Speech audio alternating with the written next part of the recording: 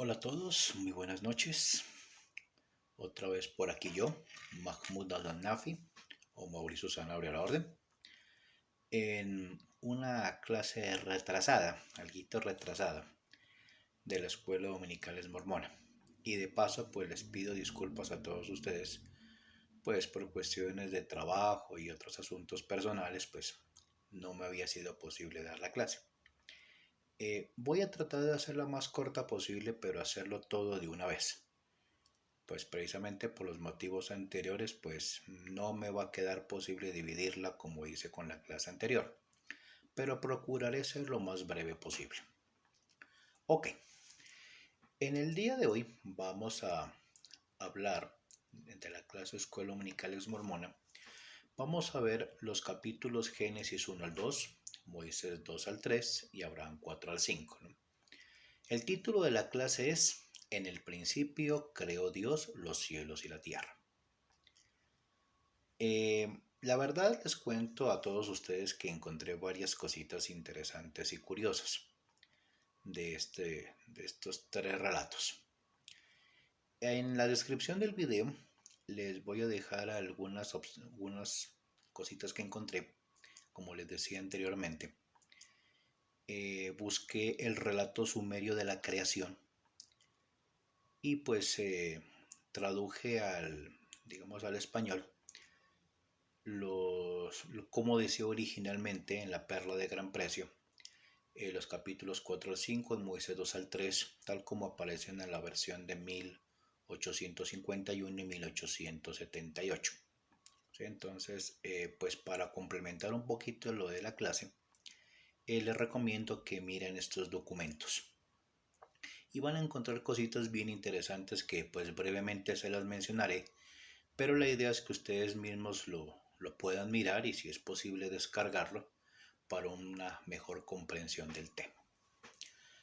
Bien, para empezar, me gustaría comenzar como dice el manual del curso de la escuela dominical de la secta mormona. Y hay una introducción bien interesante y dice así: ya que el mundo que nos rodea es tan bello y majestuoso, es difícil imaginar la tierra cuando estaba desordenada y vacía y desolada, como dice Génesis 1 y Abraham 4. Una de las cosas que nos enseña el relato de la creación es que Dios puede hacer algo magnífico a partir de lo que no está organizado, lo cual es útil recordar cuando la vida parece caótica. Nuestro Padre Celestial y Jesucristo son creadores, y su obra de creación para con nosotros no está terminada. Ellos pueden hacer que brille la luz en los momentos oscuros de nuestra vida. Pueden formar un suelo firme en medio de los mares tempestuosos de la vida. Pueden mandar a los elementos, y si nosotros obedecemos su palabra tal como los elementos lo hicieron, pueden transformarnos en las hermosas creaciones que se supone que hemos de ser. Eso es parte de lo que significa ser creados a la imagen de Dios, conforme a su semejanza. ¿Sí? Dice, véase Génesis 1:26.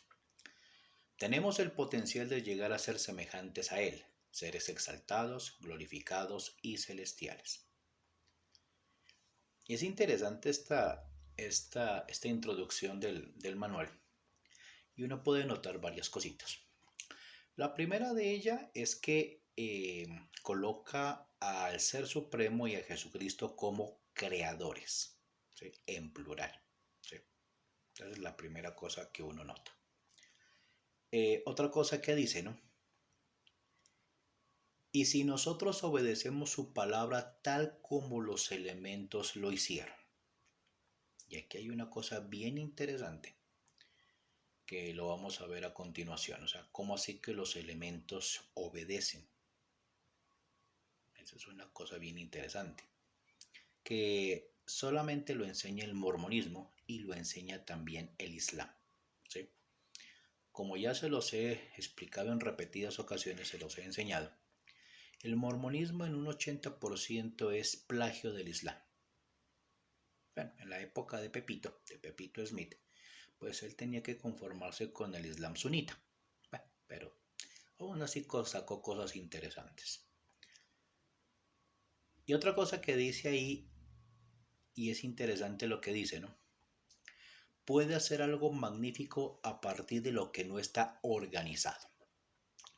Entonces la primera cosa que uno se da cuenta es que según la visión del mormonismo de Pepito, pues más ahí donde viene el problema, digámoslo así.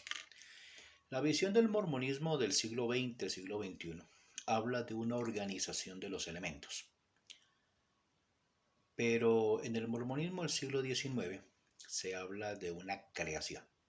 Y es una cosa muy diferente organizar y otra cosa diferente es crear.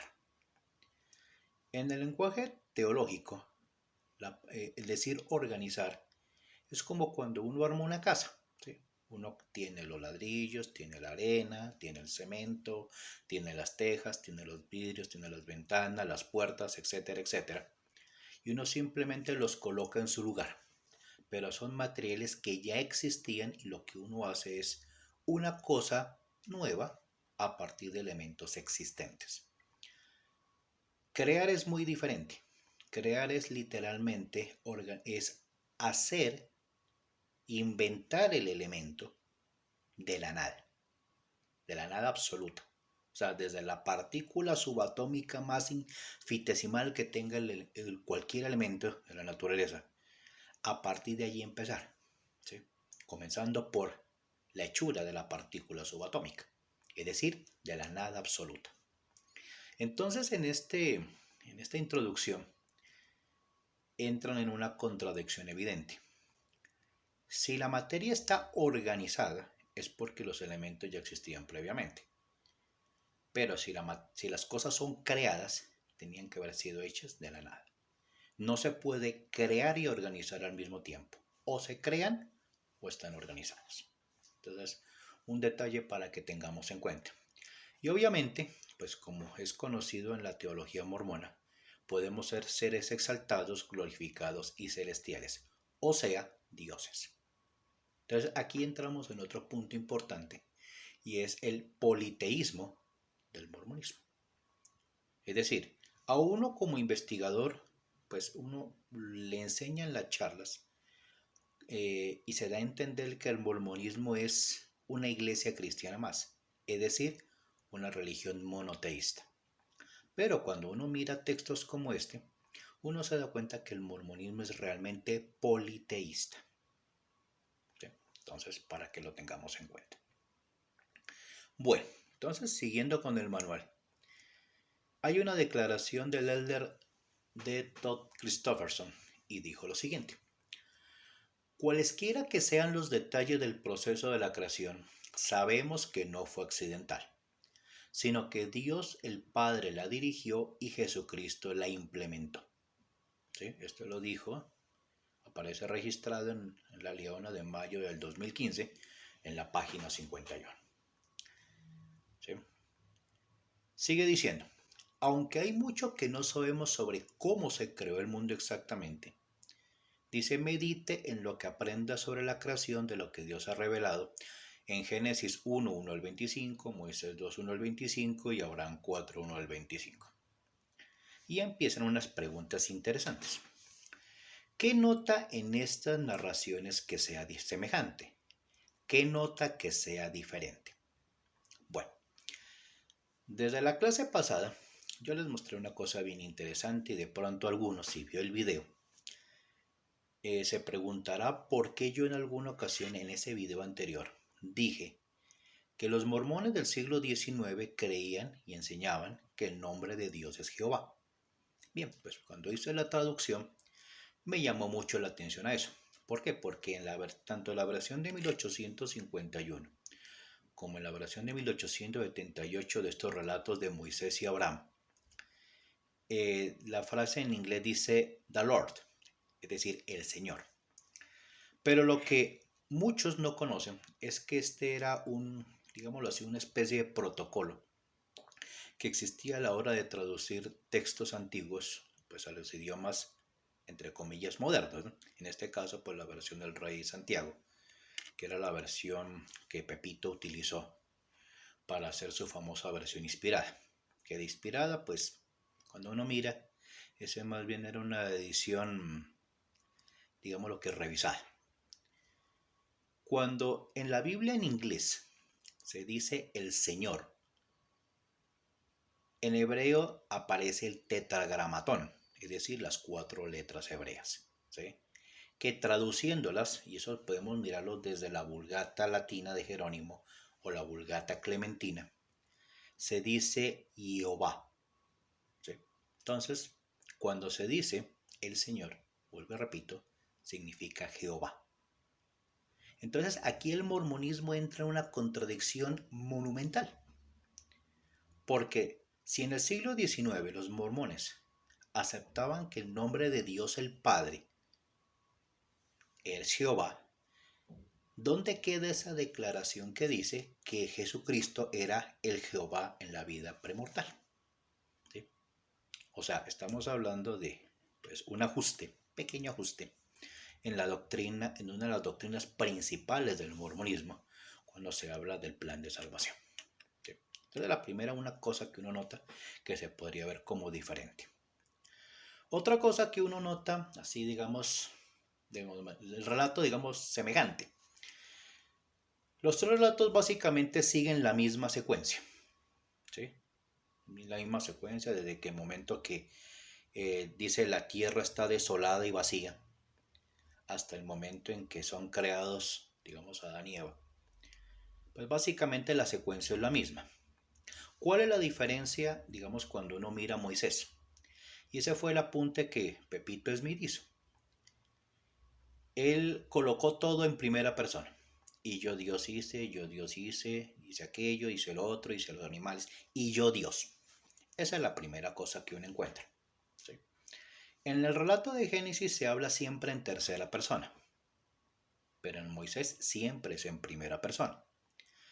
Pero cuando uno ya mira el libro de Abraham, uno se encuentra con una perlita.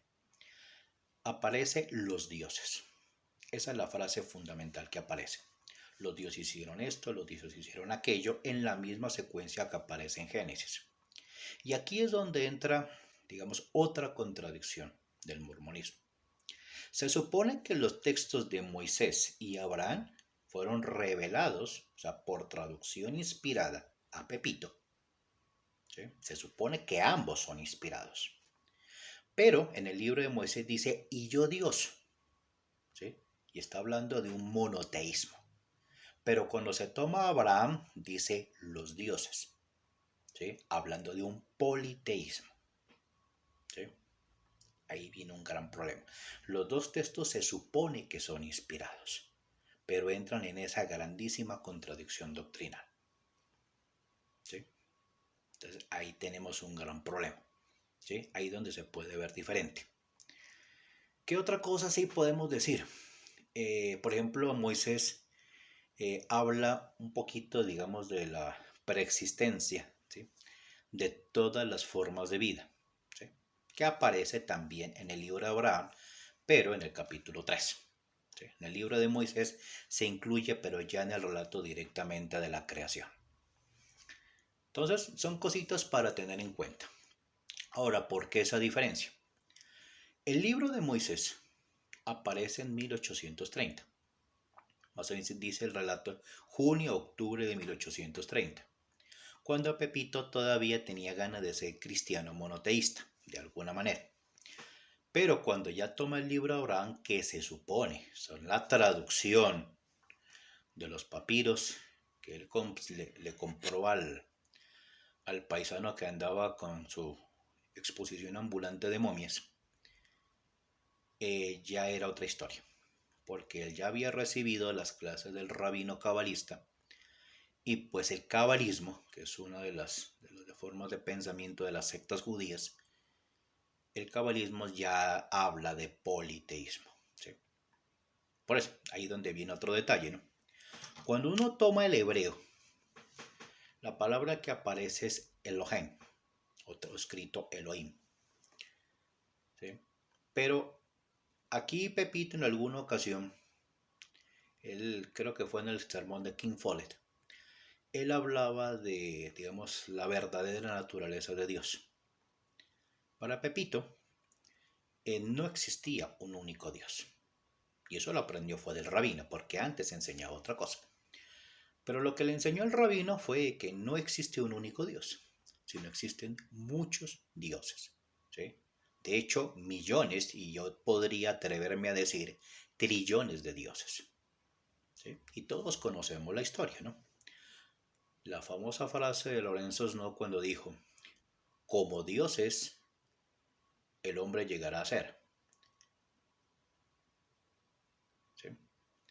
Pero como el hombre es, Dios una vez fue. Es decir, de acuerdo al mormonismo, todos lo sabemos, todos lo hemos leído, Dios fue un ser humano como nosotros, en otro planeta. ¿Sí? Y actualmente vive en un planeta que orbita la estrella de Kolob, que no se sabe a dónde es. Algunos teorizaron que queda en el centro de la galaxia. Se supone que debe estar más o menos orbitando el gran agujero negro de Sagitario B, que es lo más probable. Lo chistoso es que ese relato en alguna ocasión apareció en una película, Star Trek, Viaje a las Estrellas. ¿Sí? Les recomiendo que la busquen. ¿Sí? Hay una escena hablando de eso.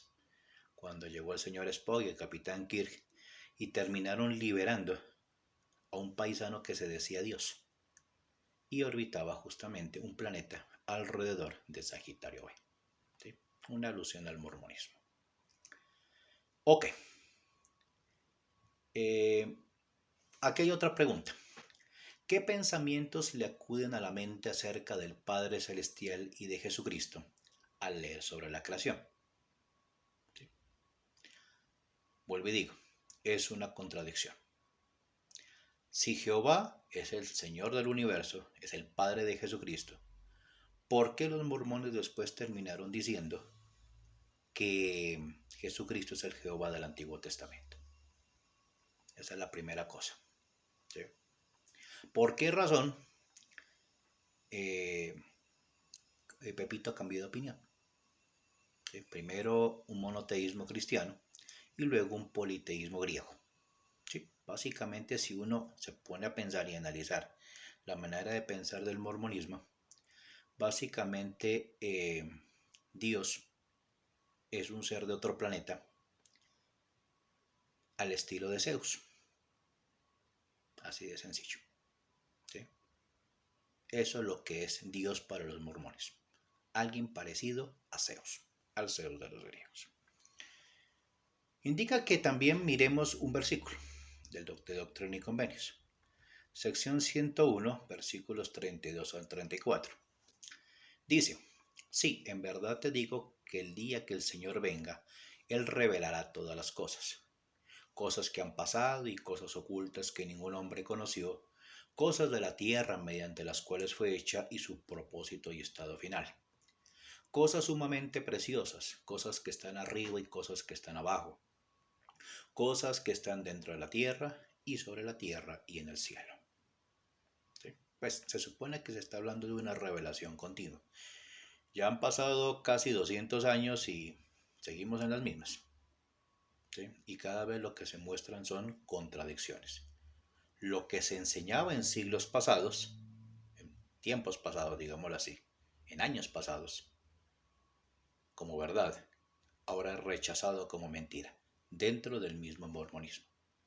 El mormonismo del siglo XIX es diferente al mormonismo del siglo XXI. El mormonismo que enseñaba José Smith es diferente al mormonismo que enseñaba Brigham Young, o que enseñaba Spencer de Lou Kimball, o el que enseña actualmente Russell M. Nelson. ¿Sí? Casi 200 años y todas las cosas siguen igual y cada vez de mal en peor. Ok, continuemos.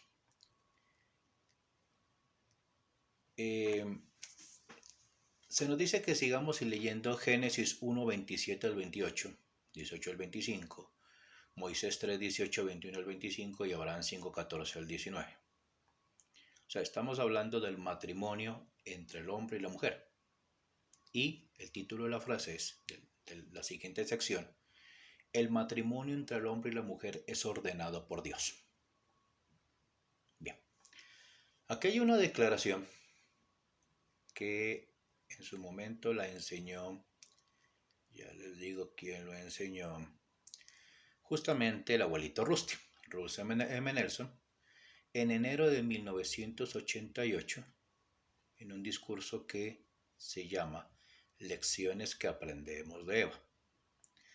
Y dice lo siguiente: Adán y Eva fueron unidos en matrimonio por esta vida y por la eternidad, por el poder del sacerdocio. Sempiterno. Bien, entonces la primera declaración. ¿Por qué es importante? Ya se la pregunta el manual. ¿Por qué es importante conocer esa verdad? ¿Sí? Entonces aquí viene una cuestión, ¿no? Aquí viene una historia bastante interesante. De acuerdo a la interpretación que se da de estos capítulos de Génesis, pues encontramos varias cositas importantes. La primera, Dios, el Ser Supremo, o como decía Abraham, los dioses. Dios, el Ser Supremo, bendito sea su nombre, unió a Adán y Eva en matrimonio. Bueno, entonces cuando uno mira, digamos, la manera en que, digamos, se unieron en matrimonio Adán y Eva, primera pregunta, ¿dónde están los testigos? Pues si vamos a contar los animales del jardín, bueno, ahí había un montón de testigos, pero no habían más seres humanos. Entonces, primera cosa. ¿Quién los casó? Pues obviamente el Ser Supremo. Perfecto, ¿cierto? Pero decir unidos en matrimonio por esta vida y por la eternidad, ¿lo dice cualquiera de los tres textos? No, no lo dice. La frase en las tres versiones, Génesis, Moisés y Abraham, pues básicamente es la misma, ¿sí? Multiplicaos y henchid la tierra, ¿cierto? Ahí no habló de matrimonio, ¿sí? Pero entonces ahí viene una pregunta, ¿qué es el matrimonio? ¿Sí?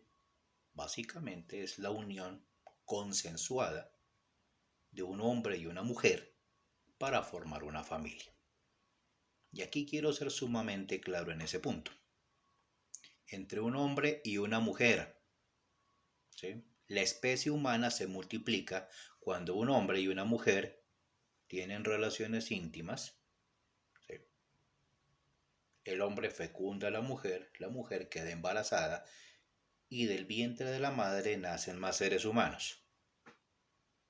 Esa es la idea fundamental, ¿sí? O sea, uno de los objetivos del matrimonio es ese, ¿sí? Que la raza humana se multiplique, ¿sí? Entonces ya saben a lo que me refiero. Cualquier otra forma de matrimonio es simplemente una innovación en el modelo original, ¿sí? Así de sencillo. Entonces, para aquellos que tengan la creencia que un hombre y un hombre pueden hacer una familia, o una mujer y una mujer pueden hacer una familia, no pueden hacerlo. Simplemente son una pareja, ¿sí? Esa es la primera cosa que hay que entender. Un hombre y una mujer normalmente pueden tener hijos. Hay casos en que no ocurre y toca recurrir a la adopción o otro tipo de procedimientos para que la esposa quede embarazada y pueda tener familia. Pero, digamos, son más bien excepciones a la regla. No es una regla, es la excepción. Si un hombre y una mujer no pueden tener hijos y quieren tener un hijo, pues existen formas para tenerlo, ¿sí? Pero que la innovación de que un hombre y otro hombre se unan como pareja, o una mujer y otra mujer se unan como pareja, y quieren hacer lo mismo, ya es otra historia. Completamente diferente, ¿sí?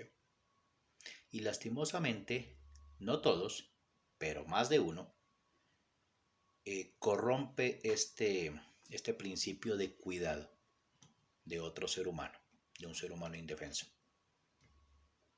Entonces, hay que tener cuidado con eso. El sexo, y este ya es mi opinión personal, el sexo es algo sagrado. es algo delicado. No es algo para divertirse, ¿sí? Es algo que debe ser tomado con responsabilidad.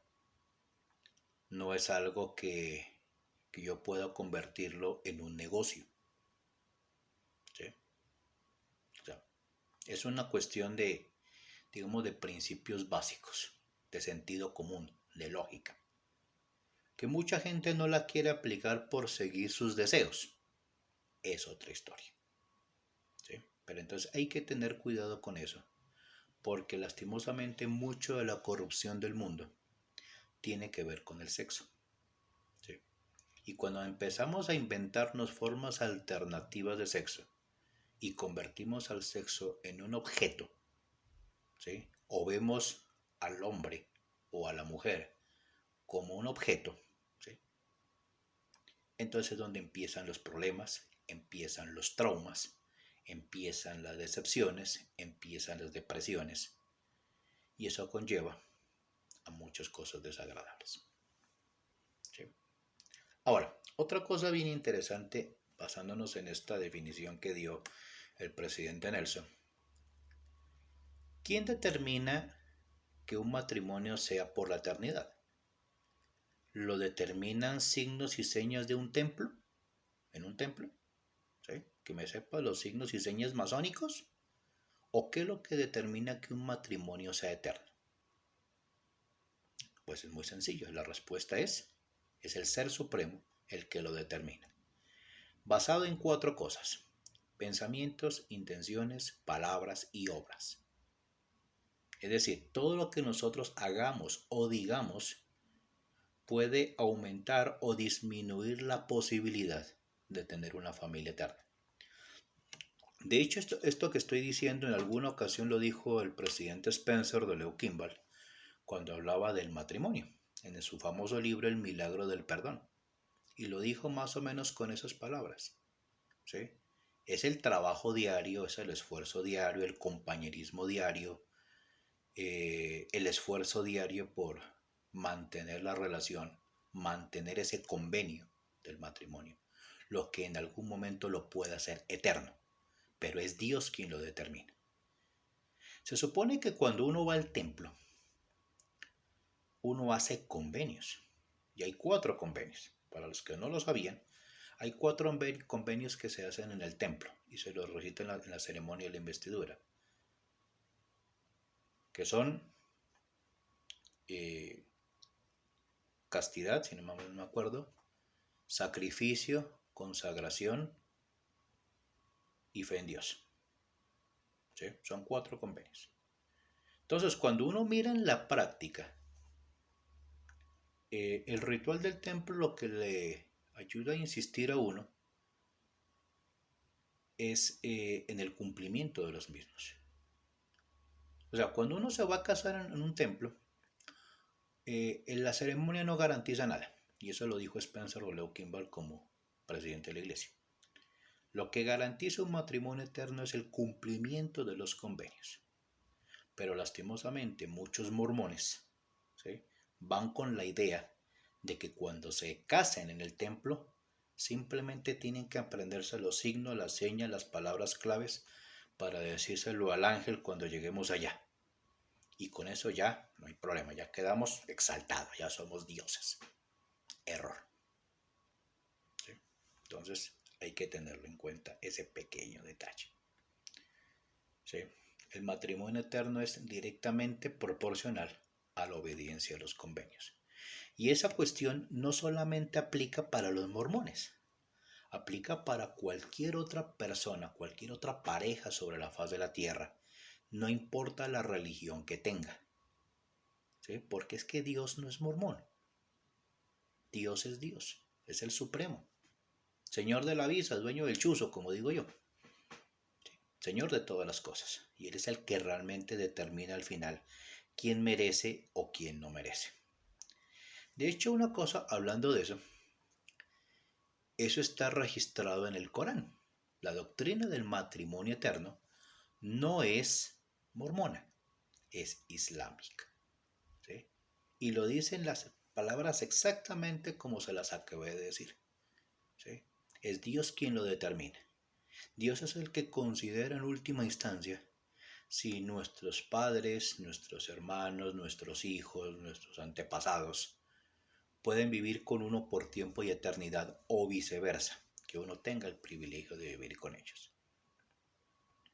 Hay un artículo que yo hace años escribí, fue de los primeros artículos que escribí revelando los plagios de la iglesia mormona. El artículo se llama El mormonismo y el islam, ¿qué tan parecidos son? Búsquenlo en la internet y ahí encontrarán lo que les acabo de decir. Bien, vamos a mirar a continuación lo que está mencionado en Génesis 2, 2 al 3, Moisés 3, 2 al 3 y Abraham 5, 2 al 3. Y esta es otra cosa bien interesante. Hay unas perlitas bien interesantes aquí. Bueno, dice lo siguiente. Dios ha santificado el día de reposo y nos pide que mantengamos su carácter santo. El elder David A. Bernal enseñó, el día de reposo es tiempo de Dios, un tiempo sagrado, especialmente apartado para adorarlo y para recibir y recordar sus preciosas y grandísimas promesas. ¿Sí? Esto lo dijo él en una leona en noviembre del 2017, página 92. Entonces hay una pregunta que dice aquí el manual. ¿Cómo podría emplear esas palabras y Génesis 2, 2 al 3, Moisés o Abraham, para explicar a alguien por qué usted decide honrar el día de reposo? ¿De qué manera le ha bendecido el Señor por guardar su día santo? Entonces aquí viene, así como que dice, le nacieron 3 pies al gato. Primero que todo, una cosa es lo que diga la Biblia en español, otra lo que diga en latín, otra lo que diga en griego y otra lo que diga en hebreo. ¿Sí? Entonces ahí está el problema. Cuando uno toma el versículo de Moisés, pues ahí dice que Dios reposó. Primera cosa, ¿cierto? Dios reposó de toda su obra que hizo, ¿cierto? Y separó el día séptimo y lo declaró santo. ¿Sí? Eso es lo que dice el texto, ¿no? En español. Pero me puse a hacer traducción directamente del hebreo. Les recomiendo un software, ¿sí?, que se llama eSword, donde literalmente ustedes pueden traducir todas las Biblias, prácticamente todas las Biblias del mundo. Lo único que no aparece es pues los libros completos de la Biblia etíope, que son de 88 libros. Pero pueden encontrar Septuaginta, pueden encontrar Tanaj, pueden encontrar todas las versiones en español, en inglés o en cualquier otra de las Biblias modernas. ¿Sí? Básicamente todos los idiomas. Pero digamos, cuando uno empieza a mirar el tema de la Biblia, uno tiene que empezar pues de los idiomas originales. La Biblia en español desciende de tres idiomas. Hebreo, que es la Tanaj o la Torá. El griego, que es la Septuaginta griega. Y el latín. De latín hay 2 versiones, que es la Vulgata de Jerónimo y la Vulgata Clementina. La Vulgata de Jerónimo es más o menos del año, más o menos 400 después de Cristo. Y la Vulgata Clementina de los años 1500. Sí. Esa era la Biblia que en algún momento nuestros padres y abuelos escuchaban en la misa. Acordémonos que la misa antes se decía en latín. Entonces, cuando me puse a revisar, encontré 2 detalles. La primera es que cuando uno mira la Septuaginta griega, el texto dice que Dios, después de haber hecho la creación, paró, ¿sí?, y reposó en el día séptimo. ¿Sí? Paró toda su obra y reposó en el día séptimo. Pero cuando uno mira la versión en hebreo, la cosa cambia. ¿Cómo traduce ese versículo, ese tema del reposo? Dice lo siguiente. Y será Jehová en el séptimo día la obra que hizo, y se sentará en el séptimo día de toda la obra que hizo. En el griego no dice sentará, dice paró. Primera cosa. Entonces cuando yo veo este asunto del sentará, ¿cierto? Entonces aquí viene una pregunta, ¿se sienta a dónde? ¿Sí? Entonces me acordé de un versículo del Sagrado Corán. ¿Sí? Aquí se los muestro, ¿cierto? En el versículo 54 del capítulo 7, los lugares elevados, dice lo siguiente.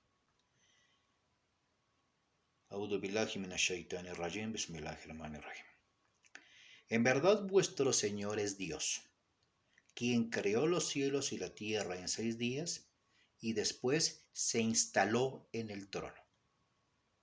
Es muy parecido a la versión hebrea del Génesis. Hay una explicación aquí que dice que es eso de se instaló en el trono. Es una metáfora para indicar que su gobierno abarca toda la creación. ¿Sí? Es decir, una de las cosas que uno debe entender cuando se habla de la deidad, del Ser Supremo, es que el Ser Supremo no tiene comparación con el ser humano. Si nosotros como seres humanos imaginamos a un Dios, y parafraseo el libro de Mormón, si nos imaginamos a un Dios que cambia, entonces ese Dios ya no es un Dios de milagros. Y Mormón tenía razón. ¿Sí? O sea, si nosotros decimos que Dios descansa, significa que Dios se cansa. ¿Sí?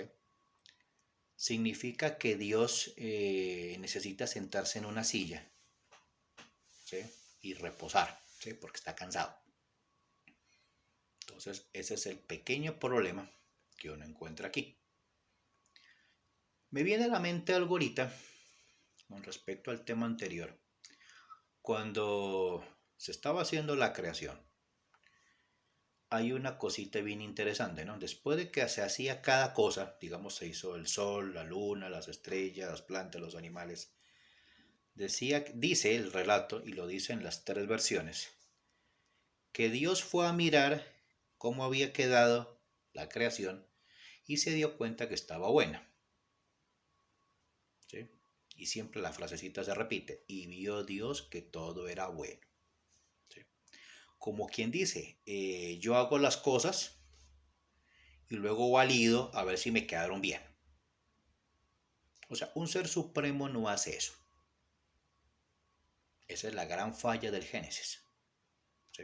Entonces, si nosotros vamos a mirar al ser supremo, y esa es la idea del mormonismo, que curiosamente contradice toda la doctrina mormona.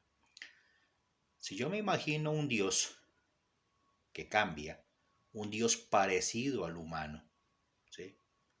Un Dios que comete errores, un Dios que se equivoca, un Dios que en algún momento pide disculpas, ¿sí? Un Dios que se arrepiente, pues no estamos hablando de un ser supremo. Estamos hablando de un hombre de otro planeta que tiene la habilidad de organizar cosas, ¿sí? Así como un arquitecto, más o menos. Por eso en algún momento los testigos de Jehová, cuando trataban de explicar estos principios, ellos llaman a Jesucristo el obrero maestro. Y pues Jehová, o sea Dios, el Ser Supremo, para los testigos de Jehová, viene siendo el gran arquitecto. ¿Sí? Algo así. ¿Sí? Entonces son conceptos que son similares y tienen esos motivos. El origen masónico de ambas religiones. ¿Sí? ¿Por qué razón? Porque la masonería, de la cual tanto Russell como Pepito Smith descendían, y eran pertenecientes curiosamente a la misma clase de rito masónico, el escocés antiguo y aceptado, los masones nunca ven al ser supremo como el supremo. Lo ven como un ser, como un hombre, con muchos poderes. ¿Quieren darse ustedes la idea de más o menos cómo es la mentalidad mormona en cine? Pues muy sencillo, yo les recomiendo ver la última película de Los Eternos y les recomiendo la serie de Lucifer. es la que están dando por Netflix. Y me llama mucho la atención y me gustó muchísimo la serie de Lucifer, porque es básicamente ver la manera de ver el mormonismo, a Dios, a los seres celestiales, y básicamente vi a toda la clase de exmormones que pueden existir en el mundo. ¿Sí? Todos los personajes ahí en la serie de alguna manera son exmormones. ¿Sí? Obviamente ahí representa, por ejemplo, la ciudad de Plata, que vendría siendo la iglesia. Inclusive cuando uno mira el último capítulo de la sexta temporada, muestran la ciudad de Plata y uno lo que ve es un templo mormón, básicamente. ¿Sí? Desde el principio la serie se basa en eso. Entonces, en la serie de Lucifer o en Los Eternos, se muestran a seres con las mismas debilidades, con las mismas características de imperfección de los humanos, simplemente que tienen superpoderes. ¿Sí? Vuelvo a decir, son como los dioses griegos. Inclusive me viene a la mente lo que una vez apareció en un meme, ¿no? El meme decía, ¿no? Mitología griega. Salía un cartapacio así de grande. O sea, mitología griega donde aparece Zeus. Y luego al ladito aparecía una cosita así más chiquita que decía mitología griega sin las aventuras amorosas de Zeus. ¿Sí? Con eso lo decía todo. Entonces, Zeus era un paisano que no podía ver una mujer, no podía ver un muchacho, no podía ver nada, ¿cierto? Que no tuviera ganas de aparearse. No se salvaban ni los animales. Es más o menos el dios del mormonismo, más o menos. ¿Sí? De ahí desciende la idea. Por esa razón, tanto en los escritos sumerios, que se los voy a lo van a mirar en la descripción, tiene la misma idea del libro de Abraham, inclusive con el motecito de los dioses. Es muy parecido, ¿sí?, al relato sumerio de la creación. O sea, el libro de Abraham con los relatos sumerios son muy similares. Y ya sabemos por qué. Hay que agradecerle al rabino cabalista el hecho de que Pepito se volviera politeísta antes de morir. Esos son los detalles que uno tiene que tener en cuenta. ¿Ok? Entonces cuando uno mira de esta manera, ¿cierto? O sea, día de reposo. El tema de día de reposo es complicado. Es imposible de cumplir. De hecho, ustedes van a una capilla mormón un domingo cualquiera. Todos los santos de los últimos días, bueno, van a la reunión, toman la Santa Cena, ¿sí? Salen de la capilla y muchos se van al cine. Bueno, ahorita toca andar con el carnecito de vacunación, porque de pronto se contagian. Ok. No, y curiosamente la vacuna, si así la tenga también uno se contagia, o sea que vale una reverenda porquería eso. Van al cine, van a centros comerciales, compran el almuerzo, compran el mercado, ¿sí? O sea, en la práctica eso es lo que hace un mormón común y corriente un domingo después de salir de la capilla. Entonces, ¿qué está pasando aquí? ¿No se supone que es el día santo del Señor? Así como dice el himno. Reposar, reposar, día de reposar. Bueno, así canta el himno. Pero prácticamente nadie lo hace. En una sociedad como la que vivimos ahora, se trabaja de domingo a domingo. Entonces, en la práctica, ¿qué se está haciendo? No lo hacen ni siquiera en Lago Salado. ¿Sí? Si alguno no lo sabía, en Lago Salado los mormones son minoría. El 47% de la gente de Lago Salado es mormona. Ya no es el 50%, ni el 60%, ni el 70%, ni mucho menos el 100%. Entonces, allá, tranquilamente el día de reposo pasa desapercibido. Curiosamente, el City Creek, el centro comercial que mandó construir la iglesia al frente de la gran manzana del templo, el cual es propiedad de la iglesia, abre los domingos. Muy tranquilamente va. Es un lugar donde usted consigue licores, encuentra café, encuentra Coca-Cola, encuentra cigarrillos, en una propiedad que es de la iglesia. Y a todos los tienen de aquí, del cuello, cobrándoles arriendo. No perdonan. Ni siquiera perdonaron cuando fueron las cuarentenas por el presunto bicho. Y esa fue una queja en mi página de Mormonismo Desatado. Si quieren buscar, ahí está la denuncia. Dos miembros de la iglesia quejándose de la primera presidencia porque cobrándoles arriendo en tiempos de pandemia. ¿Sí? Pero es un sitio que está abierto. Y hay que entrar con carne de vacunación. ¿Sí? Porque el abuelito Rusi se vacunó. ¿Sí? Entonces, si el abuelito Rusi se vacunó, pues nosotros también. ¿Cierto? Pues eso dirán los que quieren regalar su cuerpo para un experimento con una droga experimental, valga la redundancia. ¿Sí? Es decir, es inviable, aún en la vida diaria de un mormón, guardar el día de reposo como lo pintan ahí. ¿Sí? El día de reposo, ¿sí?, llega hasta el Éxodo. Sí, hay un mandamiento que es claro, ¿no? Que ese ya lo hablaremos en su momento. Pero como para adelantar, Dios no reposó porque es que Él no se cansa. Él no es un ser humano. Él no tiene cuerpo físico. Entonces, estamos hablando, vuelvo y digo, de un hombre con superpoderes.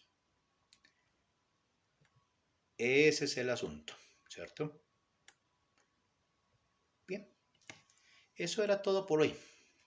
Entonces, les invito a revisar lo que les voy a dejar ahí en la descripción del video. Si hay preguntas, hay comentarios, bienvenidos sean. Eso es todo por hoy. Les deseo muy buenas noches y que descansen.